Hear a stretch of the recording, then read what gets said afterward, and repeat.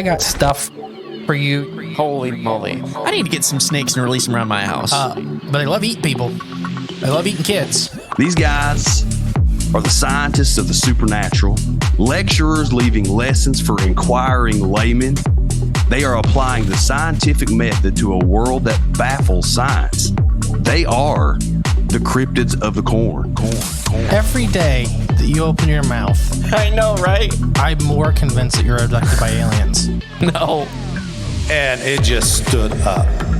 I mean, it just like kept going and going. And she goes, what the? These are idiots. I was laughing reading this because I already knew how you would feel. Idiot. What part of the story fits your balloon? Well, This isn't a UFO. But who else has big black wings and red eyes? Batman. Oh, Mothman. Oh, yeah, Mothman. Well, everyone, I think we know exactly what it is. So say it all with me. It was the sandhill crane. Would you try it? No. You wouldn't eat it? No. Why? Because they're probably toxic. There'd be a lot of poop in my pants. I've seen a 6-foot alligator go swinging through the air and slam into a tree.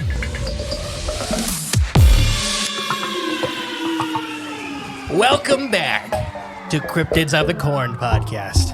I am the great and powerful Mr. E. And I'm J Clone 71. 171. Very important. Just having a reflecting day and thinking back about how this all started. And do you think almost 3 years ago now, do you think I'd be in here screaming? Or we'd still be doing The this? great and powerful mystery with a cape and a mushroom hat and a corn hat and with a cardboard cutout of Danny DeSquanco staring Danny DeFrago through our souls. With very disturbing short shorts that we never really addressed.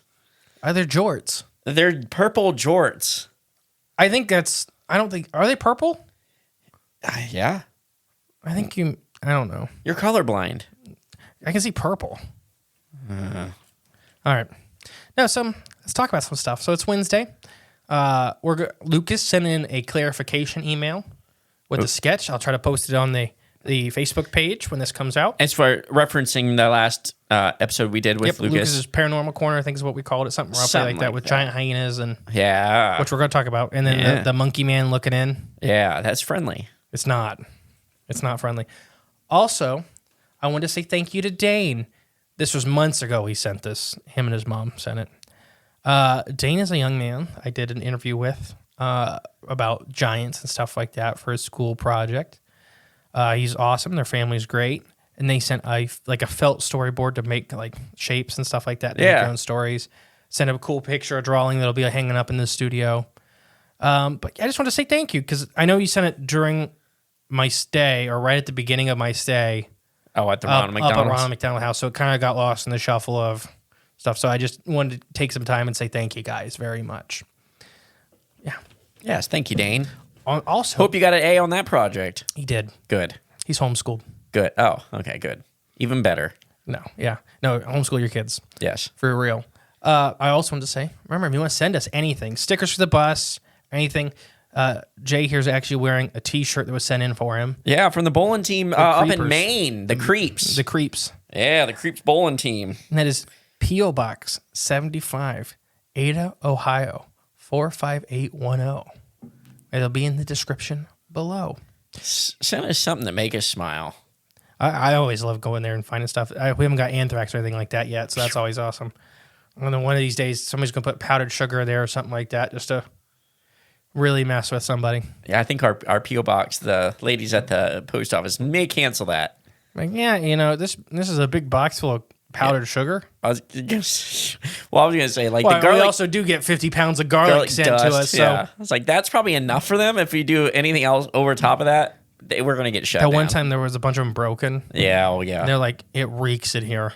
But it's a good reek at least. It's a good smell, but garlic, when they make really strong garlic. Stings the nostrils. So when there's 4 or 5 of those jars broken and it's like literally falling out of the box. Yeah. It did. The whole post office smelled like a garlic factory. You're welcome. You're welcome. And they were all hungry for 2 weeks. Ohio Bigfoot Jamboree's coming up. Woo! October 5th. Ticket holders. I got 2 announcements for ticket holders. There will be something Friday night for ticket holders. We're still working on that. I got to send an email out here in a minute. But yeah, so be on the lookout. I will email you through Eventbrite with that extra information. So be on the lookout for an email through Eventbrite. Yeah, so Ohio Bigfoot Jamboree, October 5th. And, well, for ticket holders, October 4th as well. But the vendors market is free for anybody to come from the public. Everybody come hang out for the day, all of our locals, all of our non-locals. I know we got people from Oklahoma coming. I know we got people from Australia coming. Yep. So it's going to be a lot of fun. And we'll be bleeding out information week by week. Any new stuff we definitely got other stuff we have not announced coming out as far as a full detailed speakers list and things like it's that. It's on the website, so. It's on the website, but we'll start just like that, like little information like that, more activities. Anything we got added, we're adding, you'll see updates right here on the show or on our website, cryptsofthecorn.com. Yep, and that's where you can get your tickets too. Also, go to the How Bigfoot Jamboree tab under the cryptsofthecorn.com. Yeah. Tickets are already 1/3 sold out. Sweet. And there's still 4 months to go. It's going to be fun, you guys. It's going to be a lot of fun. And it's like the first one, we're going to learn how to do this, get some feedback and make next year even bigger and better. It's the first annual. Right, first annual. Yeah. Presented by Cryptids of the Corn. Also, I want to announce that the event T-shirts, there's going to be 2 options for you. It'll be coming onto the website underneath the Ohio Bigfoot Jamboree tab, where you can either pre-order your T-shirt to pick up at the event, and you don't have to pay shipping. Okay. Or you can just order your T-shirt to be sent to your house right now and then, like right now when it's on the website. Yes, and that's just for those that bought tickets? No, anybody can buy. Anyone can buy a T-shirt. I would love to see everybody in Ohio Bigfoot Jamboree T-shirt. That would be awesome at the event. So you can either pre-order them and pick them up at the event, so you'll save a couple bucks on shipping, or you can get them shipped to your house directly. So you can show up with it already on. Yeah.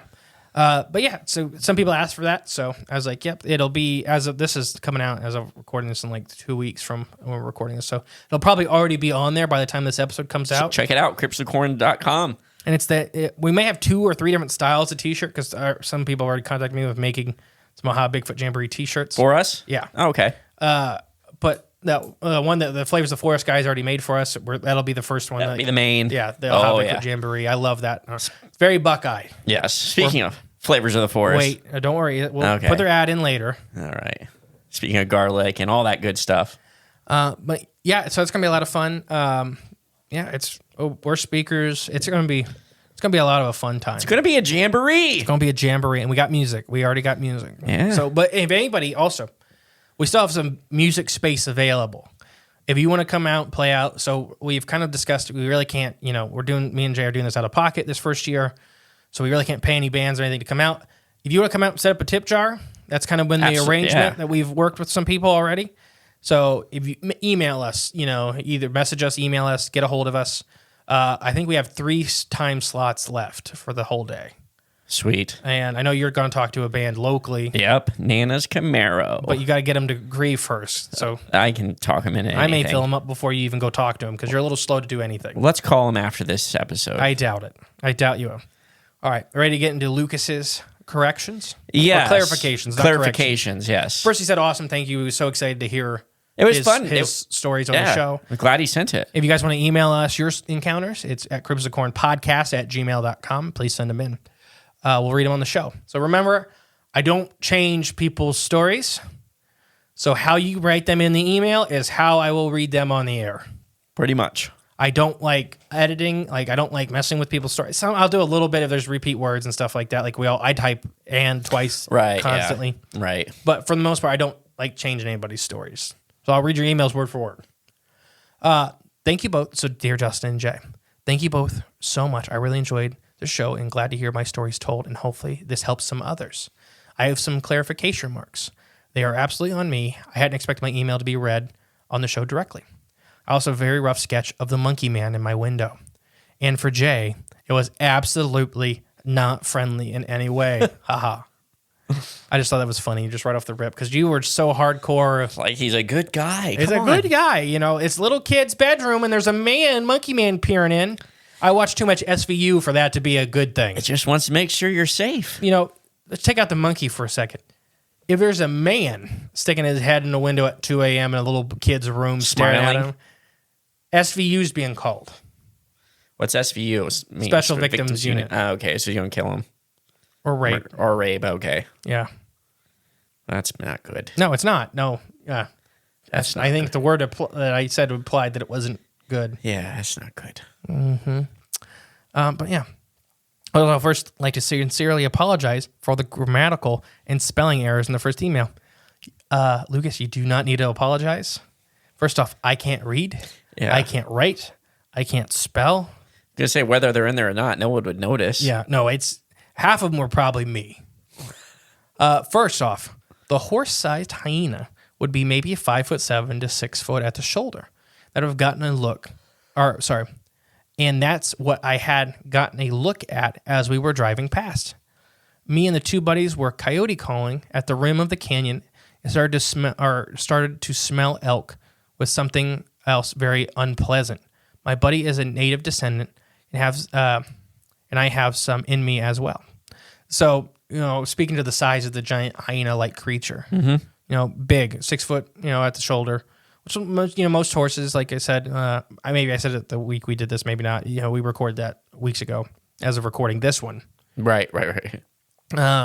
So, I think paint horses are roughly 14 to 15 hands high, which would be about that 5.5 to 6 foot tall range. So your average horse, not a big draft horse or something like that. Why do they measure horses in hands? I used to know the answer. I don't remember. What and how big is a hand? It's your hand. So No, it's like 7 inches, I think, or something like that. Gonna say. It's just one of those like hold back things. Yeah, I was just curious where or why, Like a where it cubit? started, why. Ooh, we need to go back cubits. We should. Let's do that.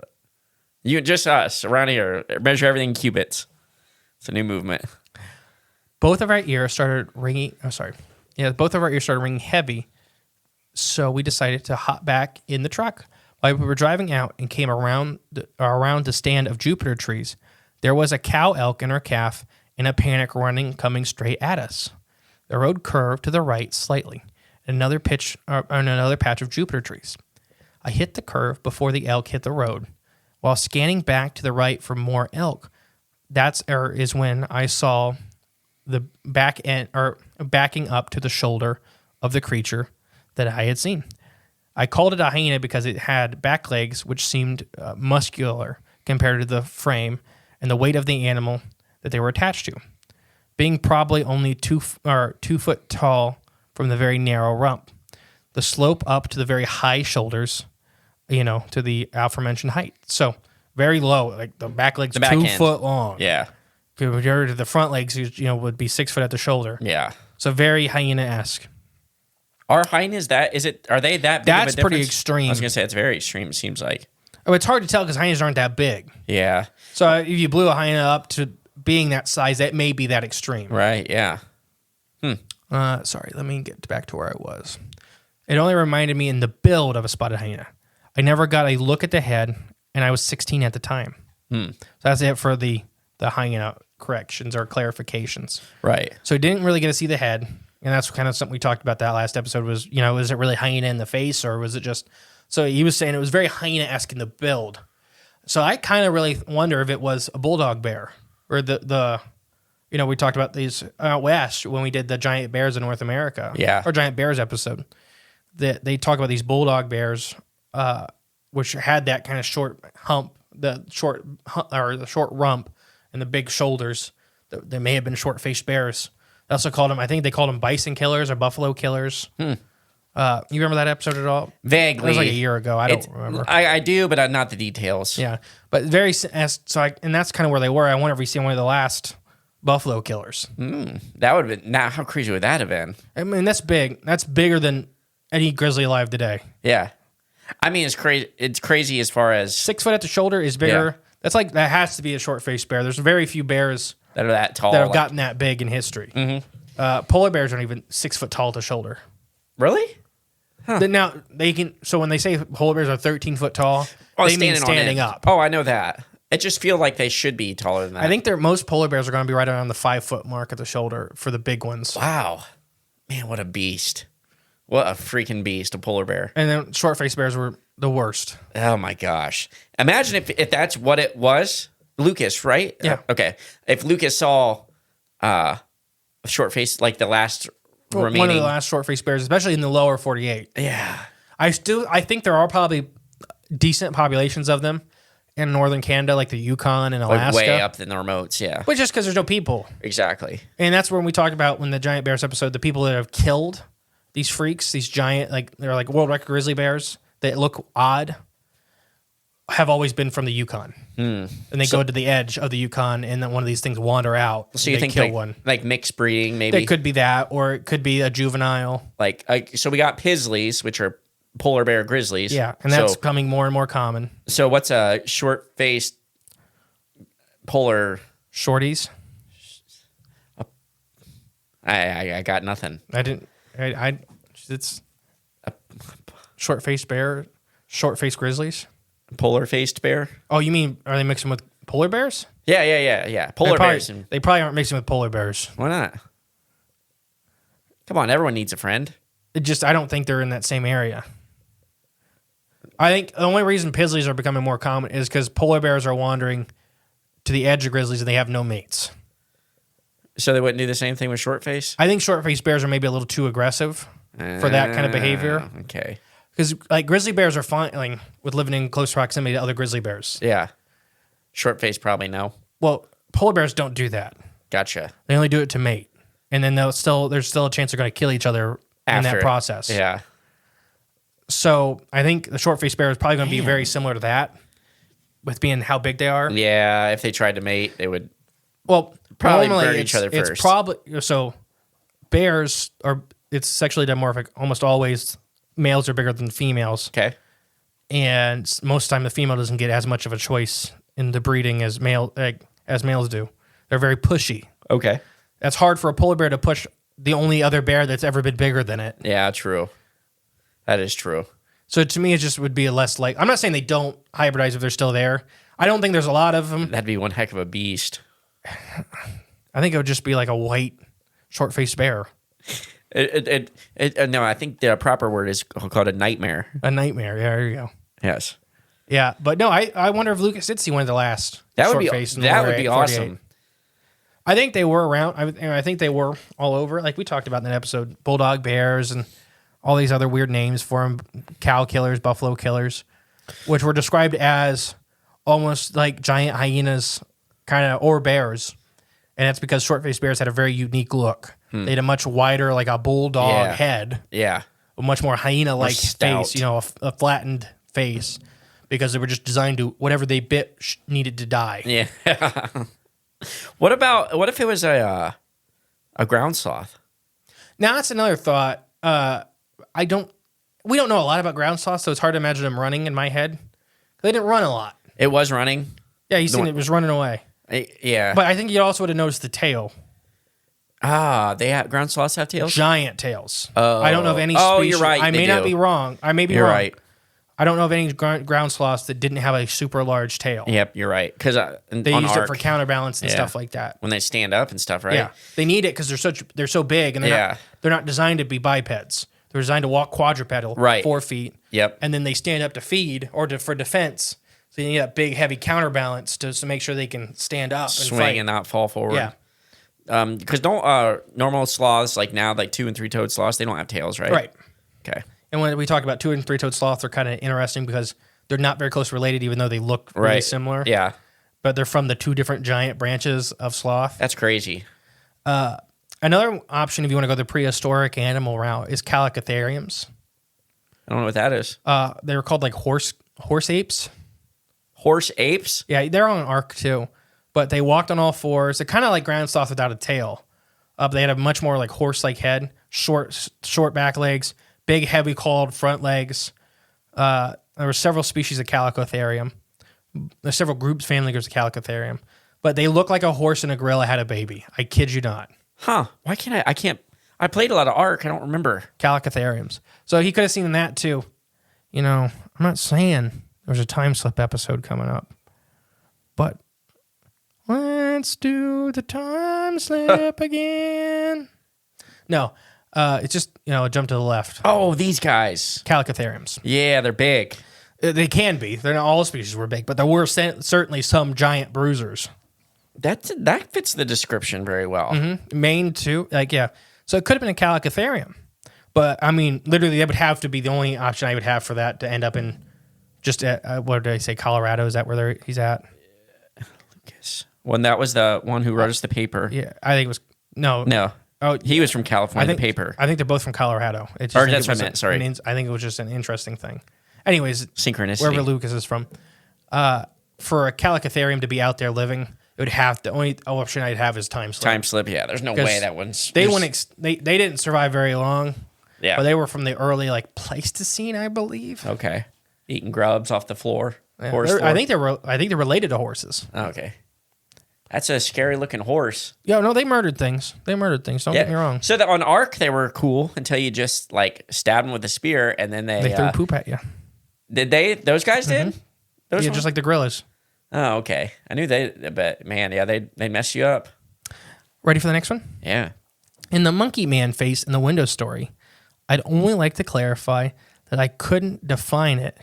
And with the screen, I was personally notorious for removing the screen on the window with them being so high up. Lucas. And me being young. I like to watch things drop out of them. Keep in mind, I attached sketch is a very rough sketch, and I'm not an artist, but I tried my best to illustrate the more gorilla-seeming eye ridge, gibbon nose, and mouth protuberances. It wasn't a snout, however, slightly exaggerated though. I remember the pupils absorbing the light, but being unable to see behind the shadowy brow ridge in the shape of the eyes. It was covered in a black fur with a slightly brownish black complexion on the face.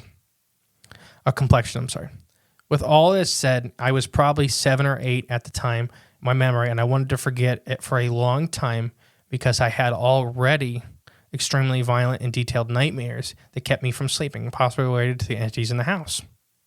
So yeah, there's the monkey man. Not good. Not friendly. Didn't sound good. Giant black void eyes.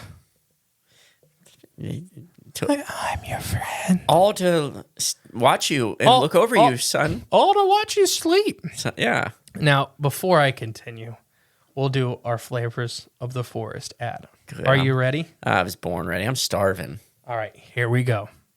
Welcome to the latest episode of Cooking with J Clone 77. And today I'm joined by a special guest, the Veggie Man. Say hello, Veggie Man.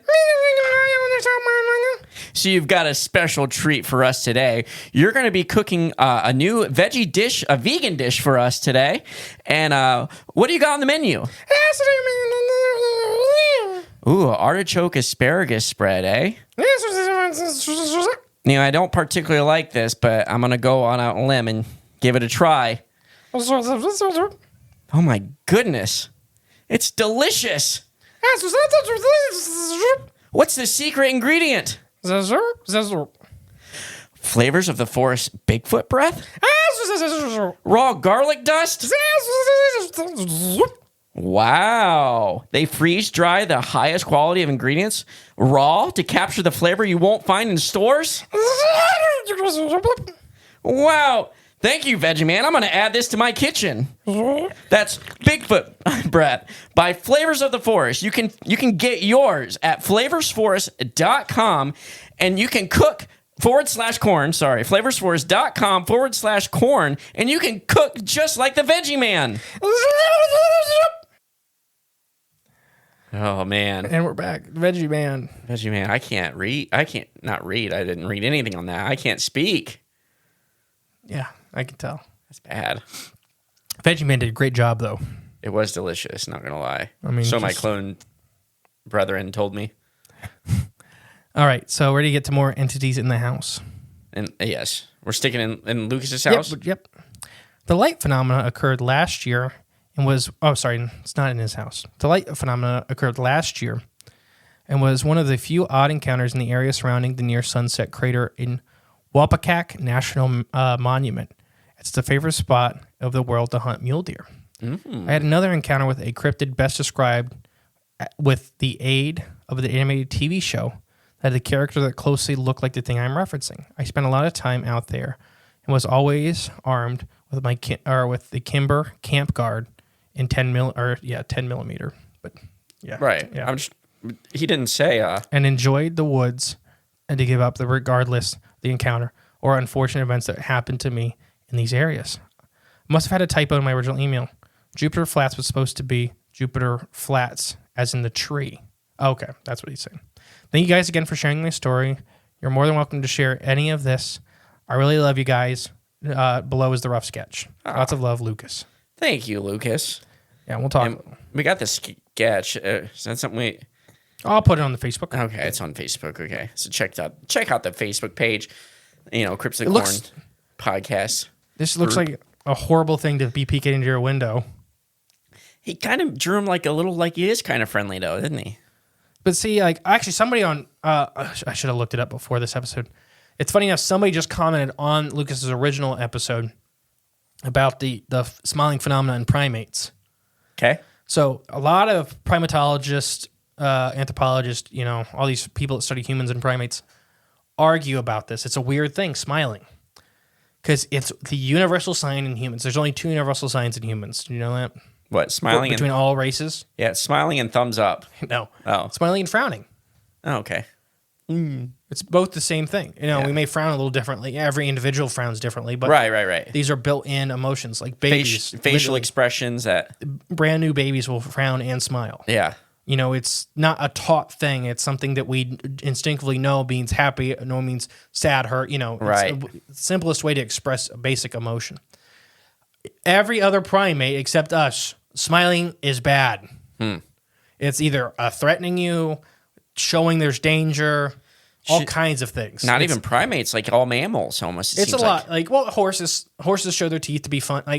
It's not just, okay. I'm talking specifically for primates. Okay. So this is a primatologist argument that why did humans make the switch? Because we're not primates. Well, I mean, we are, but it's whatever you want to say. But why did humans make the switch fundamentally?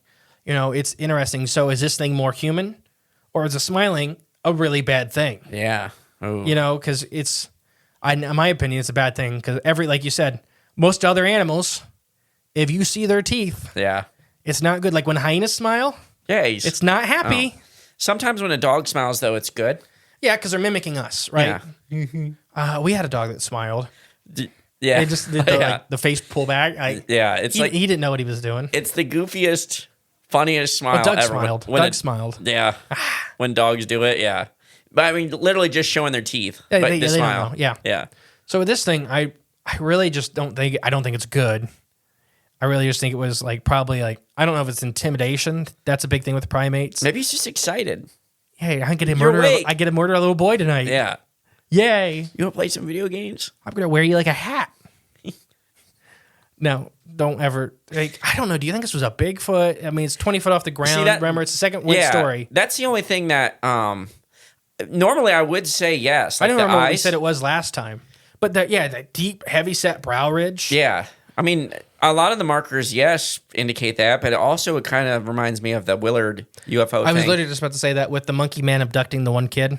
Yeah. Because it was the mummy abducted one kid, and then the other brother would see the monkey man abduct. Did they say the mummy abducted, or that's just what they caught looking in the window the one Maybe time? it was just what they caught looking in. It's been several years since we did Willard. But the one did describe the monkey man and the one had the mummy. Yeah. Because each brother seen a different entity going to the same spot. Yeah.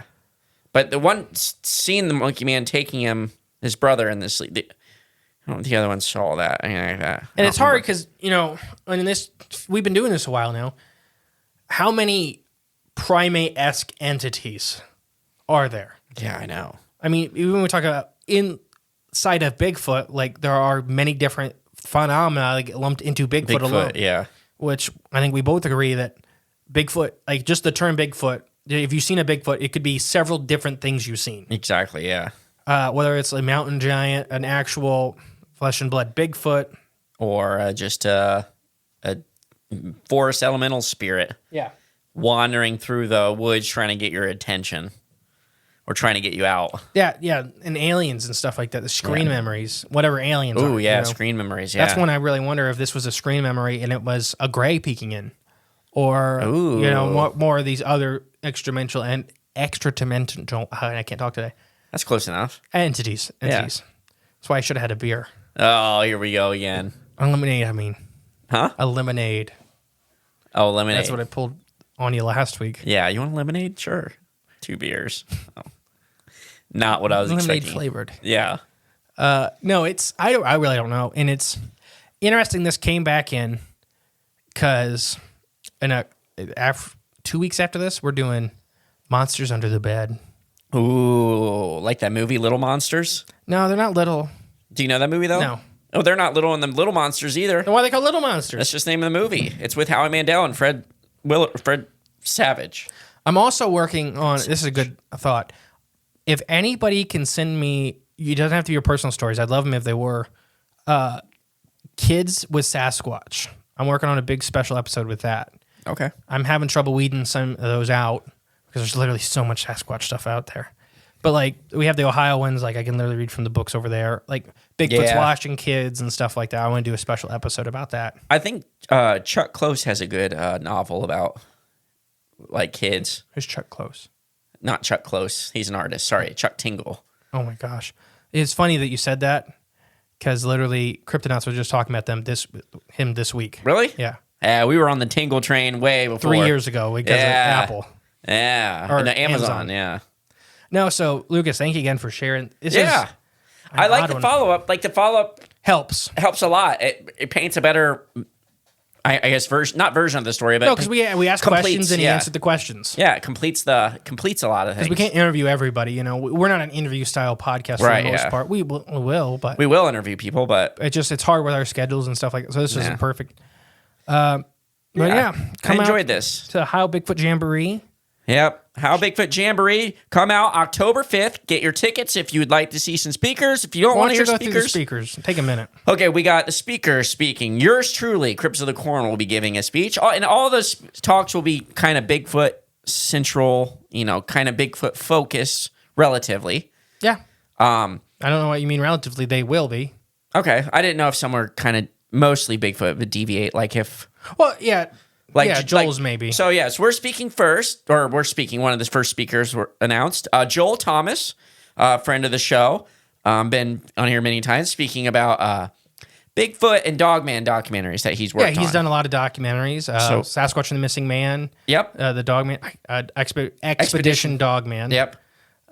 So he has experience of being out in the field filming these documentaries and actually having this stuff happen to him while they're filming. Yep. So he's going to share all those experiences and that process with you.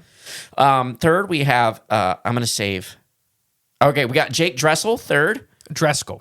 No, Dressel. Dreskel. Jake Dressel. There's no K or C or anything in his last name.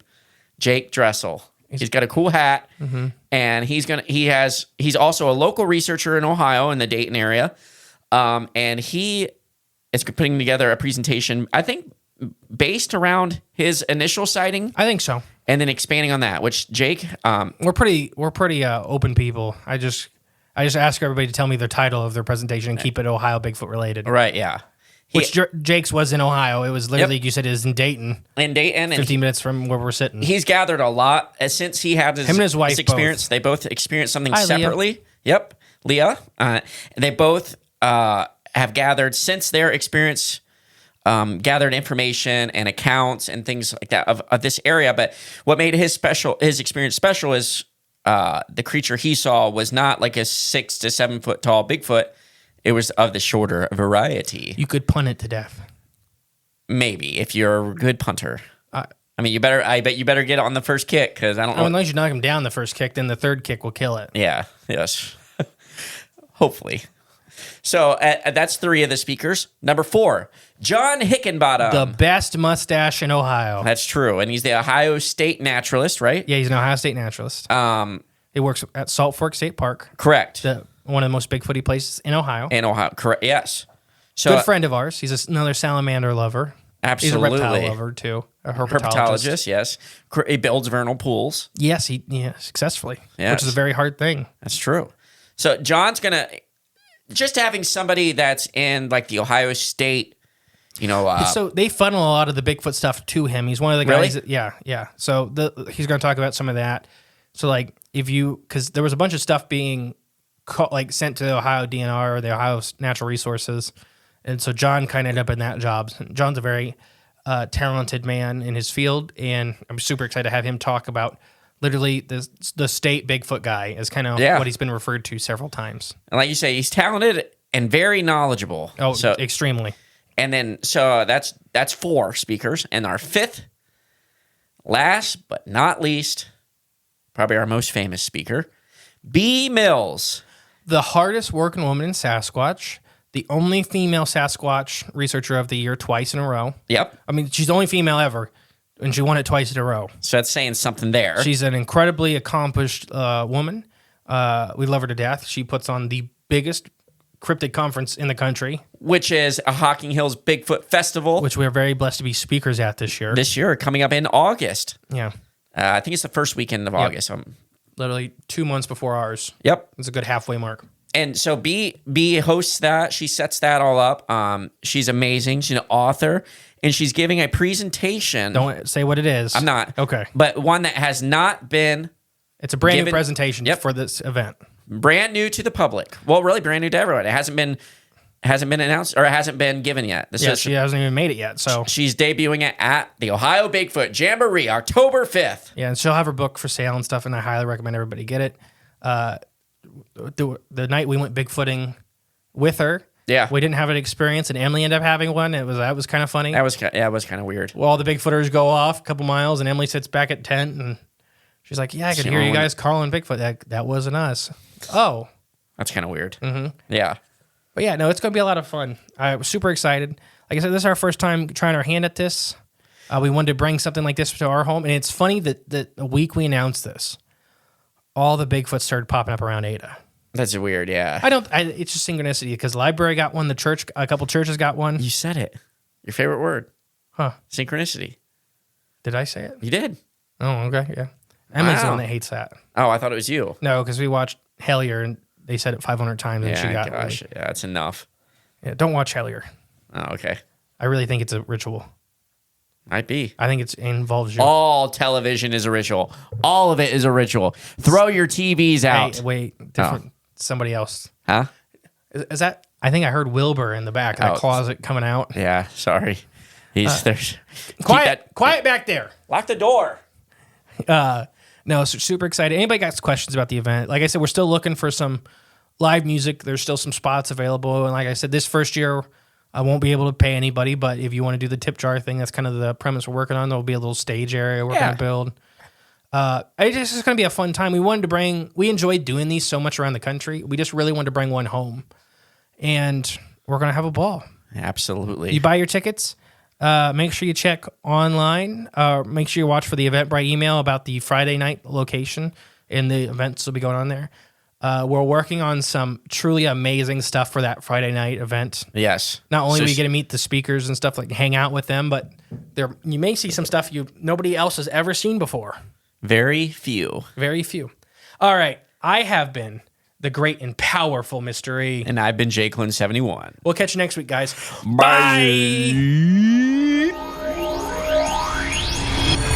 Hey guys, thank you for listening to Cryptids of the Corn podcast. Remember, the best way to support the show is share it with a friend. But if you are craving more of the J clones and more from Mr. E, there's always extra content on Patreon and our paid member space on cryptidsofthecorn.com. We'll catch you next time with more exciting, fun, and informative information. Bye.